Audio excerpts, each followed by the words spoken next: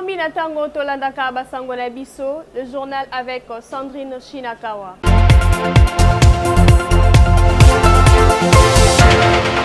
Affaire Kalen Moutonde, les avocats de l'ancien patron de l'ANER demandent au parquet de classer sans suite ces dossiers vides. La défense de Caleb Moutonde fait remarquer que la majorité des plaignants ne répondent pas aux audiences fixées. Et la coalition Lamouka a rendu hommage vendredi aux militants d'Avin Kalala décédés lors de la marche pacifique du 16 octobre dernier. Les avocats de décider comptent saisir la justice pour diligenter une enquête. Et la lettre à Yachichi, c'est le nouveau opus du rappeur engagé Bob Elvis. À travers cette chanson, l'artiste accuse le nouveau régime auprès du père de la démocratie dans l'au-delà. Le journal, c'est avec Sandrine Shinakawa. Bonjour et bienvenue dans ce journal. La coalition Lamouka a rendu hommage ce vendredi 5 novembre aux militants d'Avin Kalala, décédés lors de la marche pacifique du 16 octobre dernier. Les avocats de l'ECD de Martin Fayoulou comptent saisir la justice pour diligenter une enquête sur le décès de son militant, a annoncé Devos Kitoko. Il est le secrétaire général de cette formation politique. Les médecins qui l'ont reçu et qui ont établi un rapport médical qui atteste qu'il est mort de suite des coups et blessures reçus de la part d'une milice tribale politiquement organisée, bien identifiée à la hauteur de la 12e rue Limété. Nous espérons que les avocats de notre parti qui s'activent vont déposer une plainte pour que les enquêtes soient diligentées, les coupables soient rapidement identifiés, punis et doivent répondre de leurs actes. Autre chose à présent, peut-on déjà parler de la dissension de Procaméré et Katumbi de l'Union Sacrée, absent à l'accueil jeudi du chef de l'État à l'aéroport international d'Ondjili. Les députés UNC et Ensemble pour la République évoquent le principe de séparation de pouvoir, indépendance entre institutions. Position rejetée à l'Union Sacrée où on parle d'une expression démocratique. C'est un dossier de Christian Wanzo, Lamangala, Makoso.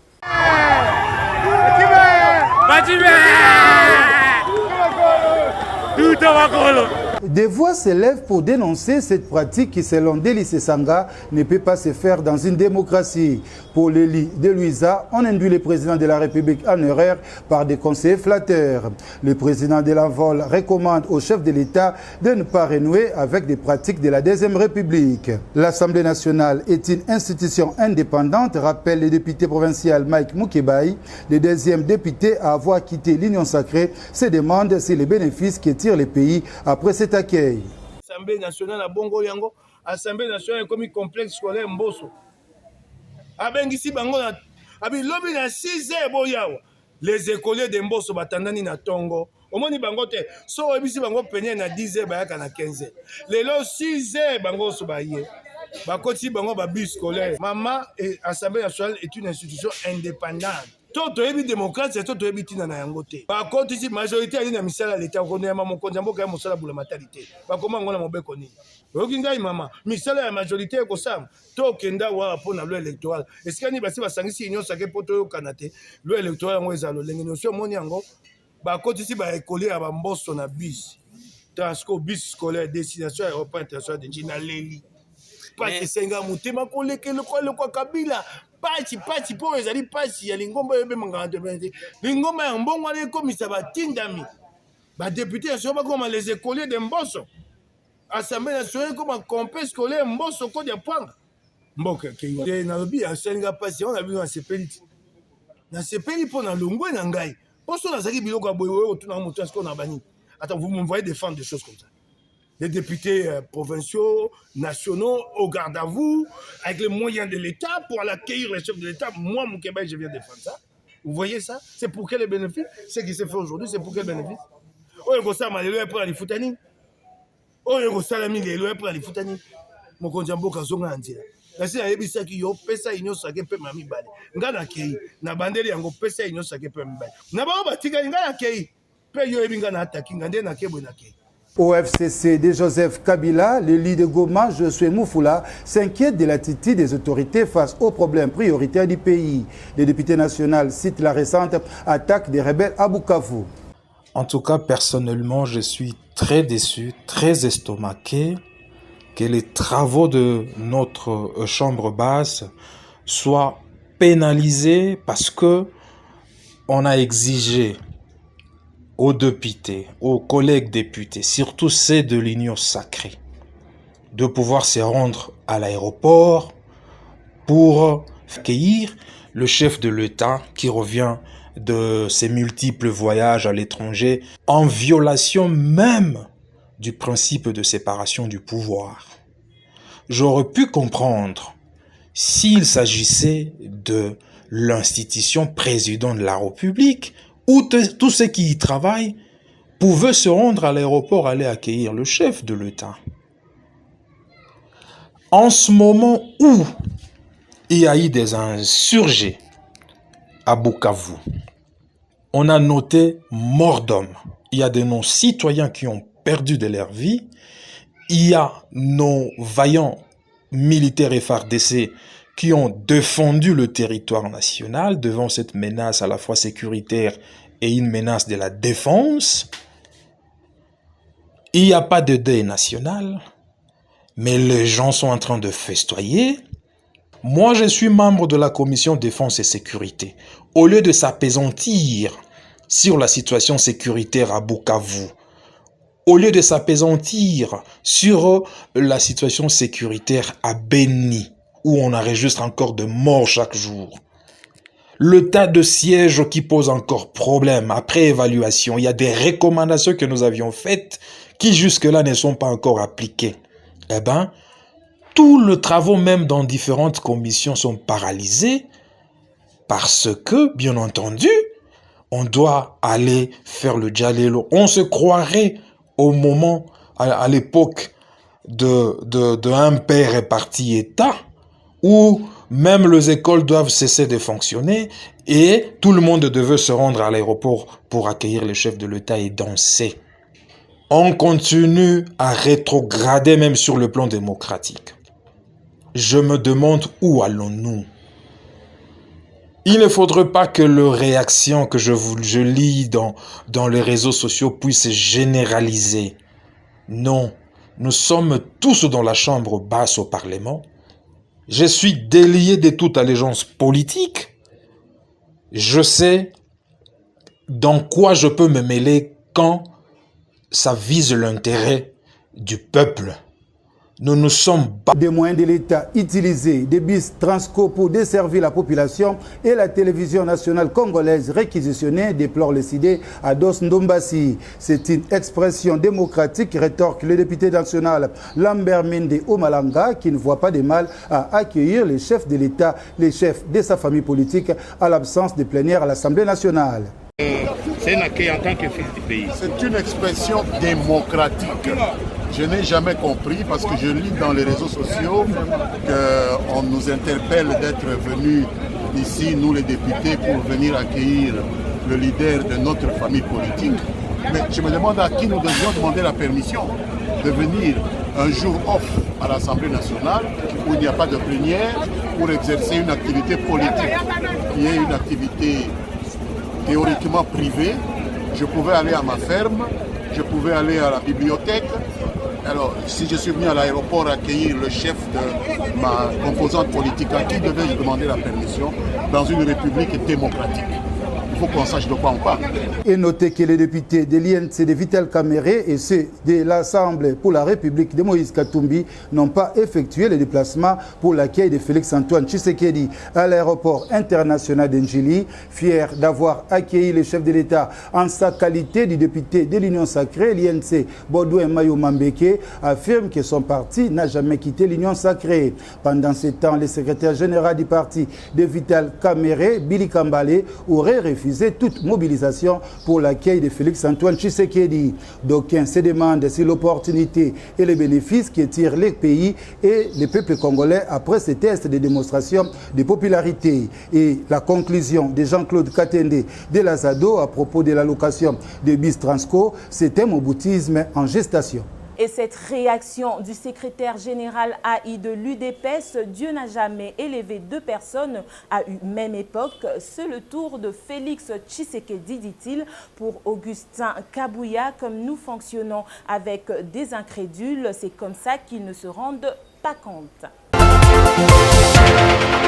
Et à présent, du côté du FCC, une guerre de clans s'est déclarée. Dès quel côté se trouve le président honoraire Joseph Kabila? Depuis le début de la semaine, l'on assiste à une forte comédie locale à travers les déclarations des camps politiques se réclamant tous du FCC et de son autorité morale. Le premier camp chapeauté par le doyen Raymond Chibanda, appuyé par Ramazani Chadari, Aubin Minako, Évariste Bochab et autres kabylistes de la vieille génération, et de l'autre côté dirigé par le jeune Constant Moutamba, soutenu par Agé Matembo.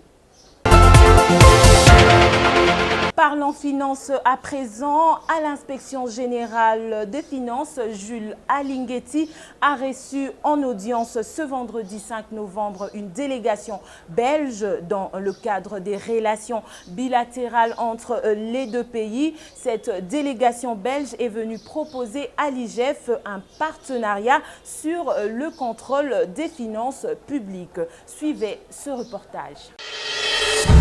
Inspection générale des finances.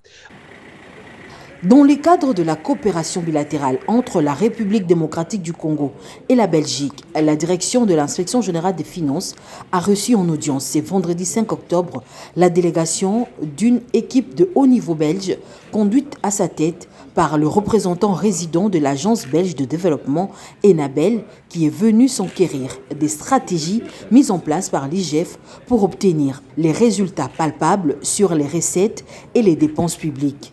Et la dite délégation a proposé à l'IGF un partenariat sur le contrôle des finances publiques. Dans le cadre d'une mission de la coopération belge, en effet, pour travailler sur la question des finances publiques, et de voir comment on a à la fois sur la question des recettes et la question en effet de l'efficacité de la chaîne de dépenses, nous pouvons collaborer en effet avec le gouvernement du Congo dans le cadre des différentes mesures qui sont prises. Et dans ce contexte-là, il était important pour nous de discuter avec l'inspection générale des finances et de voir en effet quels sont les domaines de collaboration possibles dans le cadre des activités de l'institution. Donc c'était un premier échange en effet, et nous aurons l'occasion dans les semaines et les mois à venir d'approfondir nos échanges pour identifier des domaines de collaboration possibles. Victor Batoubenga, chef de service adjoint de l'IGF, a circonscrit le cadre de cette rencontre par la volonté de la Belgique d'accompagner l'IGF. Et pour cette première journée, le tout s'est limité à la présentation de programmes de l'IGF. Enfin, ce qui les a amenés, ils voulaient savoir comment est-ce que l'IGF peut collaborer avec Enabel. Mais aujourd'hui, nous nous sommes limités à présenter les actions de l'IGF, comment l'IGF est en train de travailler jusqu'à présent, quelles sont les stratégies qui ont été mises en place. Et nous nous sommes convenus que la prochaine fois, nous allons nous retrouver pour cette fois-là définir les domaines dans lesquels nous pourrons collaborer avec eux. Cette délégation de l'Enabel en visite à l'IGF et à sa première rencontre, mais il faut dire que cette institution de contrôle et d'audit supérieur est de plus en plus sollicitée grâce au bon rendement du travail dans l'assainissement des finances publiques. Inspection générale des finances. Affaire taxe RAM, le gouvernement reconnaît qu'il a eu un problème de communication lors d'une intervention sur la radio France Internationale. Le porte-parole du gouvernement précise tout de même que RAM n'est pas une taxe, mais plutôt un service rémunéré qui existe partout au monde. On écoute le ministre de la Communication, Patrick Mouyaya. RAM taxe sur le registre des appareils mobiles. Autrement dit, toutes celles et ceux qui ont un téléphone portable, monsieur le ministre, doivent payer. C'est pas une taxe, c'est un service rémunéré qui existe partout au monde, y compris ici en France.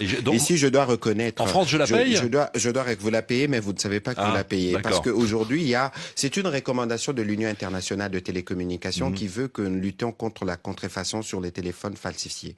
Et donc, c'est un service, je dois reconnaître que la communication n'a pas été bonne autour de ces services et qu'il y a, aujourd'hui, les Congolais, ce n'est pas qu'ils ne veulent pas payer. Ils ont besoin de savoir, ils payent pourquoi et c'est à quoi sert l'argent qu'ils ont payé. Et donc, nous, comme gouvernement, nous sommes attentifs, nous avons écouté et le Premier ministre a décidé d'ailleurs directement de la suppression pour la perception pour le téléphone de deuxième génération, mais que pour les autres, il y a un travail technique qui s'est fait. Ici, il faut être clair, Juan.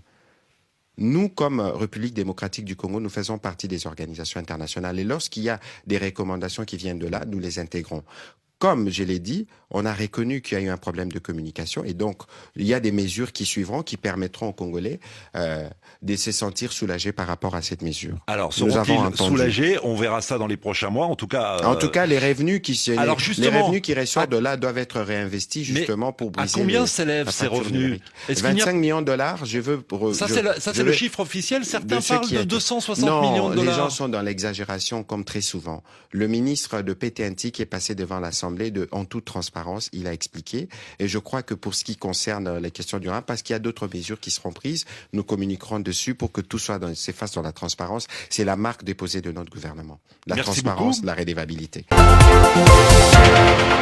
Ce que je pense est que la grève dans les secteurs de l'éducation et de la santé ne doit plus être négligée. Bien au contraire, elle doit être traitée avec urgence et diligence, car l'éducation et la santé constituent la base par excellence du développement d'une base. Cette position est exprimée dans la dernière tribune du Premier ministre honoraire Augustin Matata Mponyo, paraphrasant le prix Nobel Nelson Mandela. L'homme à la cravate rouge souligne que l'éducation est l'arme la plus puissante que l'on puisse utiliser pour changer le monde. C'est la plus grande richesse de l'homme, dit-il.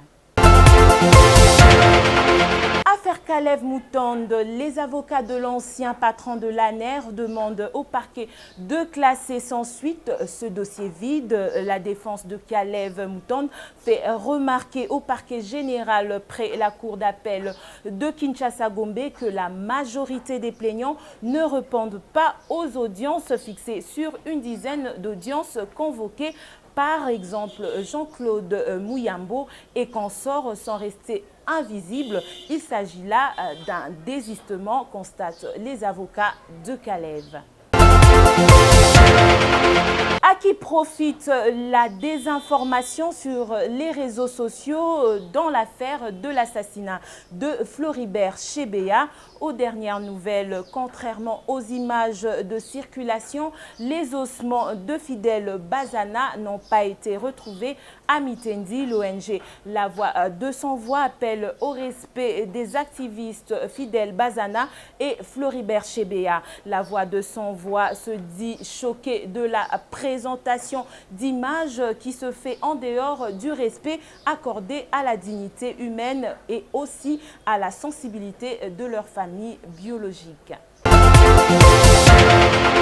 Pendant ce temps, au Congo central, déjà plus d'une dizaine de candidatures ont été réceptionnées pour les postes des gouverneurs et vice-gouverneurs de la province du Congo central. Et c'est désormais officiel, le leader charismatique et chef spirituel de Bundu Diamayala, né Mwanda Ntsemi, a déposé sa candidature pour prendre la tête du Congo central en remplacement de Atou Matubwana. Aussitôt que la nouvelle s'est répandue dans la ville, les habitants de Matadi sont descendus en masse pour accompagner Mwanda Ntsemi. Le chef spirituel de Bundu Diamayala a appelé la population du Congo central à l'unité et à la Nouvelle embuscade enregistrée au village Kalembo dans le secteur Rwenzori. Des rebelles ougandais des forces alliées démocratiques ADEF ont une fois de plus tendu une embuscade aux usagers de la route Beni-Kasindi dans le territoire de Beni au Nord Kivu. La société civile locale avance un bilan de 2 véhicules incendiés par des rebelles. Ricardo Rupande, président de cette structure, appelle l'armée à fournir encore des efforts pour protéger des civils. En outre, non loin de là, des mêmes rebelles ont tué 3 civils dans la contrée dénommée Toya, proche de la route nationale. 2 de 7 détenus évadés de la prison de Lubao en province de Lomami ont été capturés par la police. Le témoignage du directeur de cette maison carcérale, un des fugitifs avait ravi l'arme d'un policier commis à la garde. Une bagarre s'en est suivie entre les détenus et les policiers, ce qui fait le bilan d'un policier grièvement blessé. L'évasion de ces détenus a créé une panique dans la cité de Lubao à la suite des coups de feu tirés en l'air. Attaque de Bukavu, le docteur Denis Mukwege condamne avec fermeté ces actes de violence qui pourraient aggraver l'instabilité dans la province du Sud Kivu et en République démocratique du Congo. Le prix Nobel de la paix exprime donc ses sincères condoléances aux familles des civils et militaires de la province endeuillées et souhaite une guérison rapide aux blessés, tout en exprimant son soutien aux autorités. Denis Mukwege demande que justice soit rendue aux victimes de cette attaque et réitère sa demande urgente d'instauration de la justice transitionnelle en RDC afin de mettre fin à l'impunité et garantir le non-répétition de la violence. C'est la seule voie qui puisse assurer la paix durable, renchérit le médecin directeur de l'hôpital Pandi. Parlons culture à présent. Lettre Ayachichi, c'est le nouveau opus du rappeur engagé Bob Elvis. À travers cette chanson, l'artiste accuse le nouveau régime auprès du père de la démocratie dans l'au-delà. Il évoque la mauvaise gouvernance en RDC. Notez qu'à l'espace d'une semaine seulement, Bob Elvis a lancé sur le marché de nouvelles chansons à l'intention des autorités et hommes politiques du pays. Le dernier titre sorti le 30 octobre dernier s'intitule « Peuple Abohiram ».